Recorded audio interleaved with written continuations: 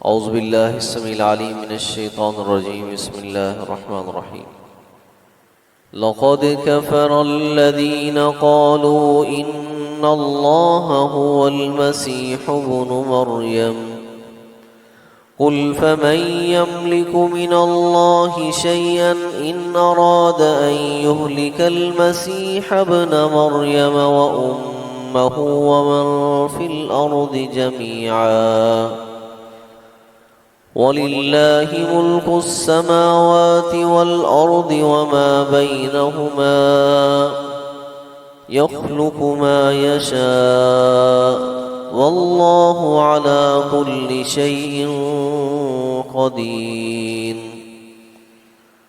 وَقَالَتِ الْيَهُودُ وَالنَّصَارَى نَحْنُ أَبْنَاءُ اللَّهِ وَأَحِبَّاؤُهُ قل فلم يعذبكم بذنوبكم بل أنتم بشر ممن خلق يغفر لمن يشاء ويعذب من يشاء ولله ملك السماوات والأرض وما بينهما وإليه المصير۔ پیچھے والی آیت میں اللہ رب العزت نے دعوت دی تھی اہل کتاب کو کہ تمہارے پاس ہمارا پیغمبر آ چکا، بہت ساری باتیں جو تم تورات کی انجیل کی چھپاتے تھے وہ تمہارے لیے واضح کرتا ہے، اس نے ہر چیز کی وضاحت کر دی اور تمہاری بہت سی باتوں سے وہ درگزر کرتا ہے۔ اللہ کی طرف سے تمہارے پاس نور بھی آ چکا ہے، روشنی بھی آ چکی ہے اور واضح کتاب بھی آ چکی ہے، تو لہذا تم اس پہ ایمان لے آؤ۔ لیکن ان کی حالت کیا ہے؟ اللہ فرماتے ہیں لقد كفر الذين قالوا ان اللہ هو المسیح ابن مریم، تحقیق کفر کیا ان لوگوں نے جنہوں نے یہ بات کہی کہ ان اللہ هو المسیح ابن مریم، کہ بے شک اللہ رب العزت ہی عیسیٰ ابن مریم ہیں۔ یعنی اللہ کون ہے؟ مسیح ابن مریم، یعنی اللہ رب العزت کی جو صفات تھی الوہیت کی کہ اللہ کی ذات ہی عبادت کے لائق ہے، وہ انہوں نے اہل کتاب نے وہ ساری کی ساری صفات عیسیٰ ابن مریم میں ماننا شروع کر دی۔ پہلے تو اہل کتاب میں سے جو ان کا فرقہ تھا نا یعقوبیہ فرقہ، وہ اس بات کا قائل تھا کہ عیسیٰ ابن مریم اللہ کے بیٹے ہیں، اور اس کے بعد آج کیتھولک ہیں، آرتھوڈکس ہیں اور پروٹسٹنٹ، جتنے بھی ان کے فرقے ہیں اہل کتاب کے، عیسائیوں کے، سب کا یہ عقیدہ ہے کہ عیسیٰ ابن مریم اللہ کے بیٹے ہیں۔ اور پیچھے ہم نے پڑھ لیا سورہ نساء کے آخر میں اللہ نے فرمایا کہ اہل کتاب اپنے دین میں غلو نہ کرو اور 3 خداؤں کے قائل نہ بنو۔ یہ جو تم نے تثلیث کا عقیدہ ہے اس کو چھوڑ دو، اور تثلیث کا عقیدہ کیا ہے کہ 3 مل کر ایک خدا بنتے ہیں اور ان میں سے ہر ایک کی حیثیت بھی خدا جیسی ہے، نعوذ باللہ۔ اللہ اور ابن یعنی بیٹا، اور روح یعنی روح القدس، اور بعض نے لیا ہے عیسیٰ ابن مریم۔ تو اللہ نے یہاں پہ واضح طور پہ فرما دیا کہ ان لوگوں نے کفر کیا ہے کہ جنہوں نے عیسیٰ ابن مریم کو خدا بنا دیا۔ کل آپ کہہ دیجئے فَمَن يَمْلِكُ مِنَ اللَّهِ، کہ کون ہے مالک اللہ کی طرف سے کسی بھی چیز کا؟ کون ہے مالک اللہ کی طرف سے کسی بھی چیز کا؟ یعنی کسی کے اختیار میں کوئی ہے کچھ بھی؟ کو بتائے کہ میرے اختیار میں فلاں ہے؟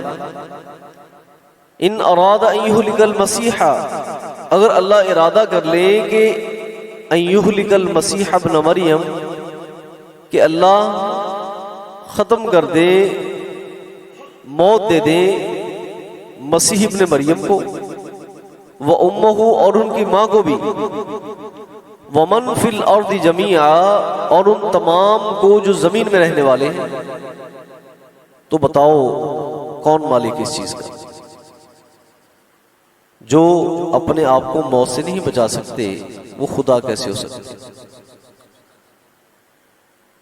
الہ تو وہ ہے جو ہمیشہ کے لیے ہے، اسے فنا نہیں، کل من علیہا فان ویبقى وجہ ربک ذو الجلال والاکرام۔ حضرت مریم علیہ السلام کو موت آ گئی، حضرت عیسیٰ علیہ السلام وہ بھی فوت ہو جائیں گے، تو جو اپنی بقا کو باقی نہیں رکھ سکے ان کے اندر خدائی صفات کیسے ہو سکتی؟ وَلِلَّهِ مُلْكُ السَّمَاوَاتِ وَالْأَرْضِ، اللہ ہی کے لیے بادشاہت ہے آسمانوں کی اور زمین کی، وما بینہما، اور جو کچھ ان دونوں کے بیچ میں، یخلق ما یشاء، وہ تخلیق کرتا ہے جو چاہتا ہے، جیسے چاہتا ہے۔ اللہ نے اپنی قدرت کا ایک معجزہ بنا کے عیسیٰ ابن مریم کو بھیجا تھا کہ بغیر باپ کے ان کو پیدا کر دیا، تم نے ان کے اندر خدائی صفات مان لی۔ اور سورہ آل عمران میں ہم نے پڑھ لیا کہ عیسیٰ ابن مریم کی مثال تو آدم جیسی ہے، آدم علیہ السلام جیسی، جن کو ہم نے بغیر ماں اور باپ دونوں کے بغیر پیدا کر دیا۔ تو کسی کے اندر خدائی صفات ماننا، ٹھیک ہے، یہ کہ اللہ کی ذات کے علاوہ یہ کفر ہے۔ اللہ جو چاہتا ہے پیدا کرتا ہے، واللہ علی کل شیء قدیر، اور ہر چیز پہ اللہ کے ہیں قادر ہے۔ وقالت الیہود والنصارى، اور کہنے لگے یہودی اور نصارہ، نحن ابناء اللہ، ہم تو اللہ کے بیٹے ہیں، ہم اللہ کے بیٹے ہیں، وَأَحِبَّاؤُهُ، اور اس کے پسندیدہ ہیں، اس کے پسندیدہ اور اس کے محبوب ہیں۔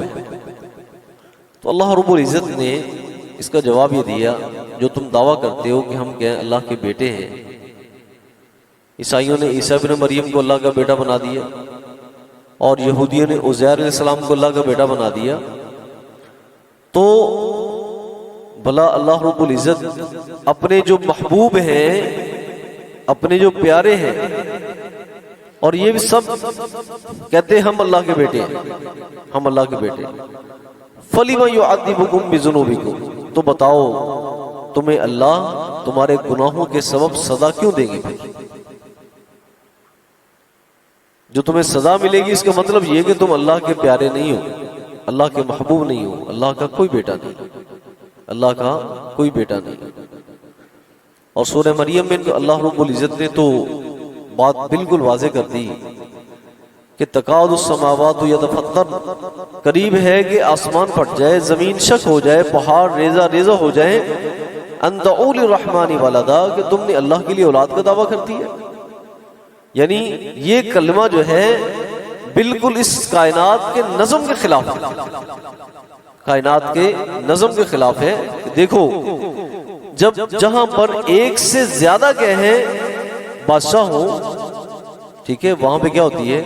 تخریب ہوتی ہے، ایک دوسرے کے لیے جو نا وہ مد مقابل آ جاتے، تو نعوذ باللہ اللہ کا بیٹا ہوتا، اس کا مطلب یہ کہ ایک اور معبود دنیا میں ہوتا، ایک اور خدا دنیا میں ہوتا، اور پھر ان کے آپس میں تناؤ کی وجہ سے اس کائنات کا نظام درم برم ہو جاتا۔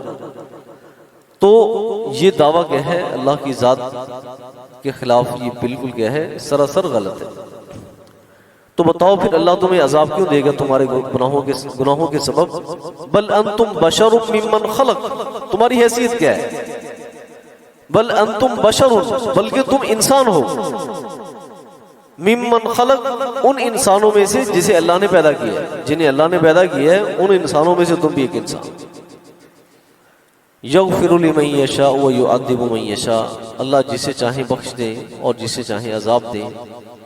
وَلِلَّهِ مُلْكُ السَّمَاوَاتِ وَالْأَرْضِ وَمَا بَيْنَهُمَا، اللہ ہی کے لیے بادشاہت ہے آسمانوں کی زمین کی، اور جو کچھ اس کے درمیان ہے اس کی، وَإِلَيْهِ الْمَصِيرُ، اسی کی طرف پلٹ کر جانا۔ ہر چیز اللہ کی ذات کی طرف رکھتے سفر باندھے ہوئے، یعنی اپنے انجام کی طرف کیا ہے، ہر چیز رواں دواں ہے، چاہے انسان ہے چاہے اس کائنات کی کوئی بھی چیز ہے نا، وَإِلَيْهِ الْمَصِيرُ، وہ پلٹ کر اللہ کی طرف جا رہی ہے۔ ہر چیز اسی ذات کی طرف رکھتے سفر باندھی ہوئی ہے، اور ایک وقت آئے گا کہ ہر چیز اللہ کے سامنے پیش ہو جائے گی۔